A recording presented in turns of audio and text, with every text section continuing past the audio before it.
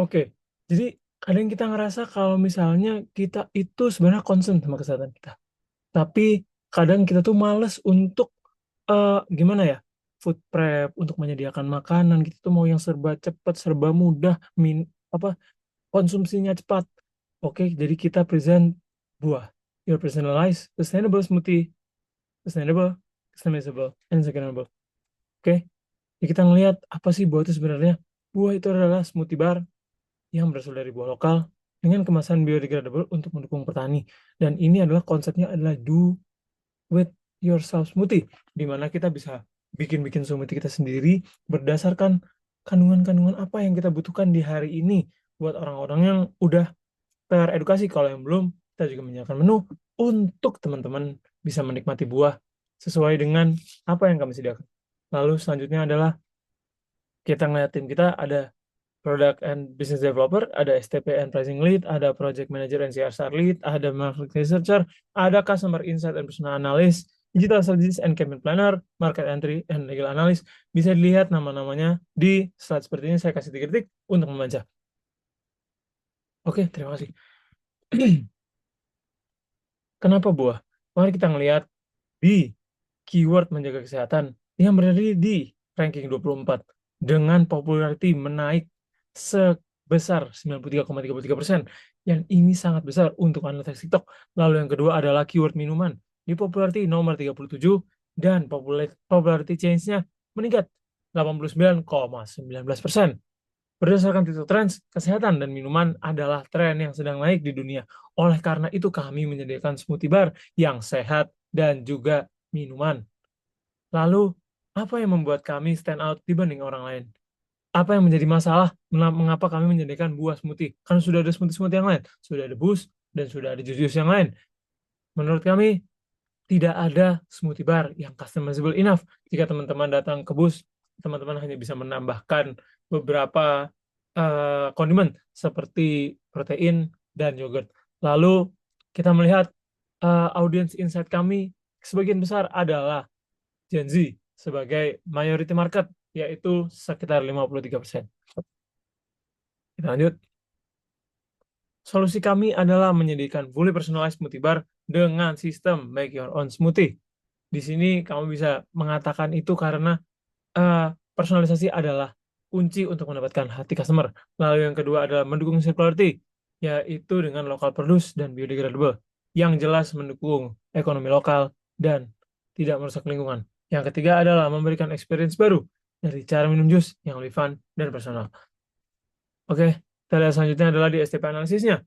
Segmenting kami ada dua, yaitu demografi dan gaya hidup. Untuk demografi kami mengambil Gen Z dan gaya hidup di urban healthy lifestyle, yang kami kami menyasar di orang-orang yang memiliki pandangan hidup sehat dan preferensi makanan yang bisa mendukung kebutuhan harian. Dan targeting kami adalah health conscious and eco-conscious individual, yaitu orang-orang yang mengerti kesehatan dan menjaga lingkungan. Dan positioning kami memberikan 4 indikator, itu healthy, fast serve, customized, dan as customized. Kami berada di healthy dan customized bersama Boost dan Booster Juice. Namun, value apa yang kami miliki untuk stand out dibandingkan Boost dan Booster Juice, yaitu adalah value proposition. Kami adalah make your own smoothie dengan personalisasi penuh yang jelas tidak dimiliki oleh Booster Juice dan Boost. Lalu menggunakan buah lokal dan bahan alami, kemasan ramah lingkungan, dan estetik dan scalable. Untuk bisnis model kanvas bisa dicek. Saya beri waktu 30 detik.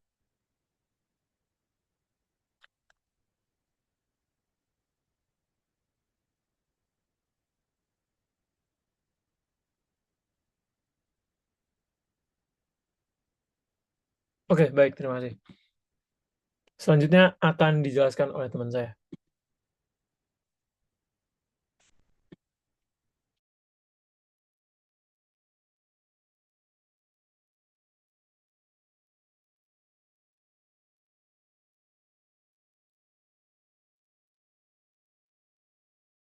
Pada slide ini, saya akan menjelaskan mengenai market entry strategi, yang di mana Indonesia memilih strategi alliance untuk diimplementasikan ke dalam perusahaan buah. Kenapa? Karena di Indonesia terdapat Gen Z yang sangat aktif di media sosial, seperti Instagram dan juga TikTok. Dengan bekerja sama melalui influencer lokal dan platform yang sudah memiliki banyak pengikut, buah bisa membangun kepercayaan, menjangkau lebih banyak audiens, dan menciptakan kampanye yang terasa dekat dan relevan bagi anak muda.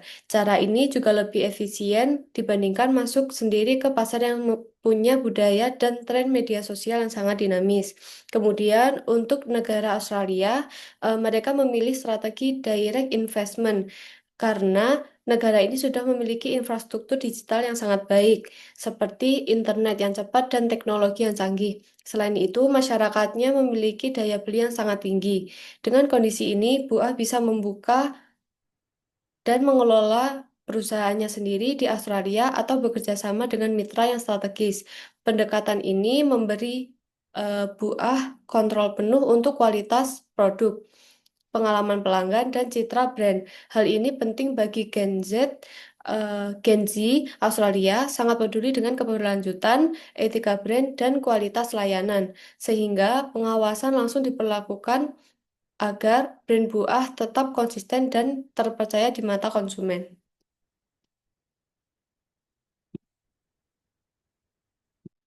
Baik teman-teman, selanjutnya di sini ada market opportunity. Di sini ada Asia Pacific Smoothies Market dari tahun 2025 hingga tahun 2033. Dan juga ada Canada Smoothies Market dari tahun 2017 hingga tahun 2030. Tren konsumsi yang kuat pasar smoothie di Asia Pasifik menunjukkan pertemuan yang signifikan dengan CAGR 10,1% dari tahun 2025 hingga tahun 2033 diproyeksikan mencapai 6,11 miliar US dollar pada tahun 2033. Untuk key market trends-nya, kami di sini premium market dan standar kesehatan, dan juga gaya hidup sehat dan digital yang berkembang. Kemudian juga ada populasi Gen Z yang masif. Baiklah, sekarang saya akan menjelaskan kenapa sekarang dan pricing strategi apa yang akan digunakan oleh buah. Kenapa sekarang? Karena orang-orang sebagai buyer, terutama Gen Z yang merupakan target konsumen kita, itu mengutamakan gaya hidup sehat dan sustainable. Dan itu nggak cuma berlaku di Indonesia dan Kanada saja, tapi juga berlaku di belahan dunia manapun. Kemudian kita juga mengkapitalisasi tren DIY atau do it yourself yang tengah trending saat ini.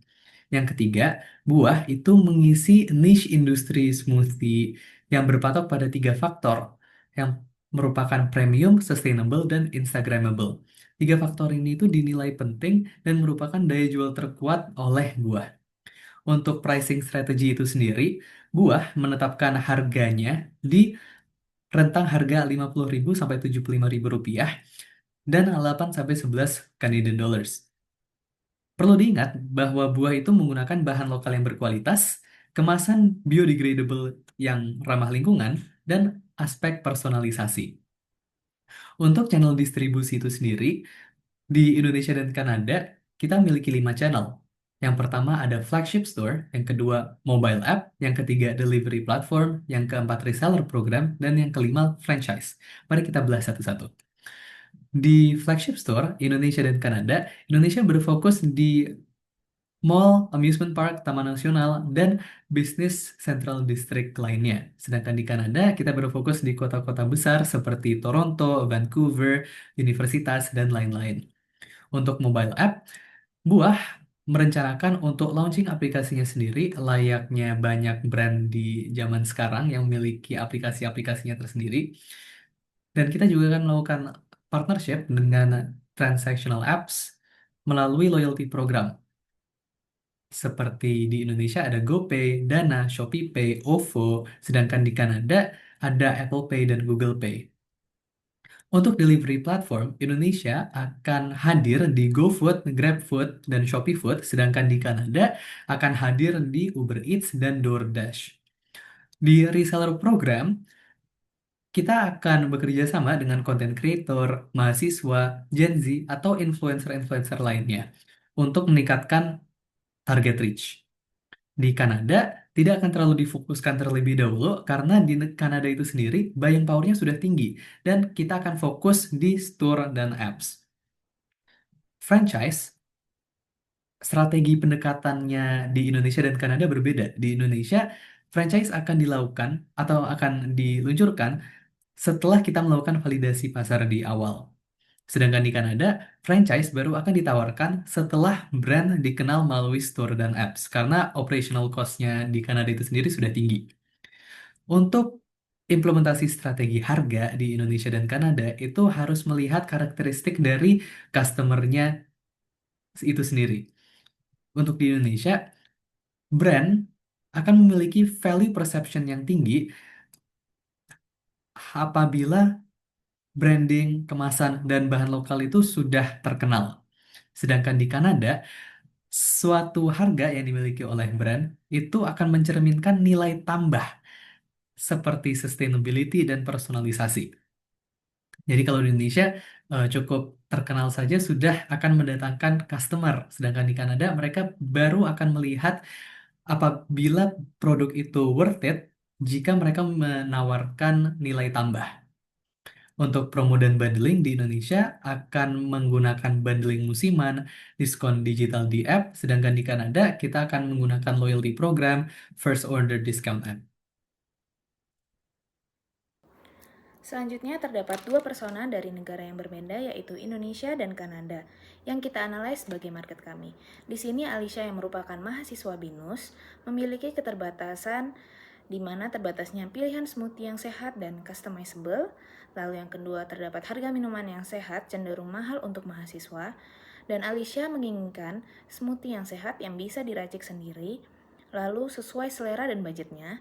Dan kedua, produk estetik dan terjangkau cocok untuk konten Instagram dan konten TikTok-nya.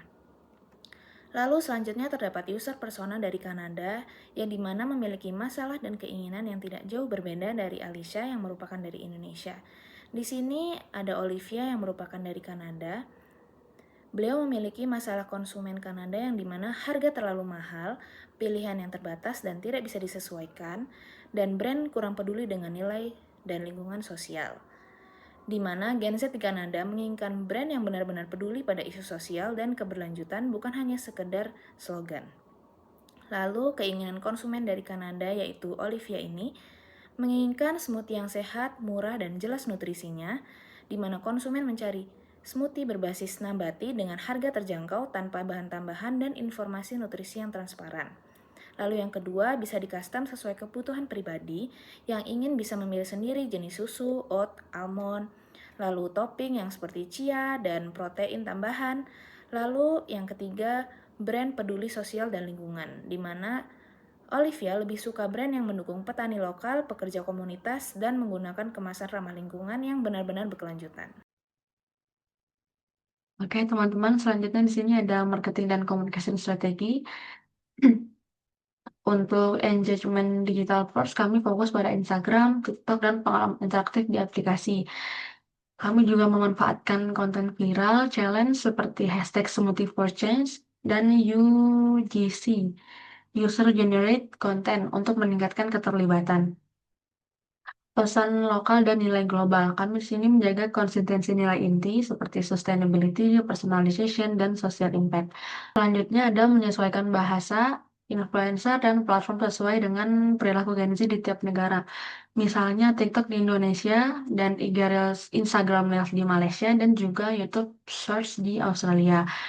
Untuk kolaborasi lintas sektor, kami bermitra dengan NGO, sekolah, komunitas mahasiswa, dan UMKM untuk aktivasi langsung ke komunitas. Kami juga mengadakan booth pop-up dan workshop smoothie di kampus atau event anak muda. Untuk selanjutnya ada key activity seperti konten viral di TikTok dan di Instagram. Seperti contohnya tutorial DIY, fun facts gizi, behind the scenes bersama petani lokal. Kemudian ada juga event pop-up dan challenge kolaboratif dengan komunitas muda. Dan terakhir ada storytelling lewat reels, infografis, dan micro documentary. Untuk channel use kami di sini menggunakan aplikasi Instagram dan juga aplikasi TikTok. Berikutnya, saya akan menjelaskan tentang timeline yang akan dilakukan oleh buah. Di bulan pertama, akan dilakukan kick-off meeting dan pembagian peran yang dilakukan oleh PM. Dan akan melakukan riset pasar seperti tren smoothie dan Gen Z, lalu riset legal dan entry strategi di Indonesia yang dilakukan oleh market researcher. Dan akan dilakukan draft awal BMC yang dibuat oleh product dan business developer. Selanjutnya dilakukan draft rencana CSR seperti topik, mitra lokal, dan sebagainya dilakukan oleh CSR lead.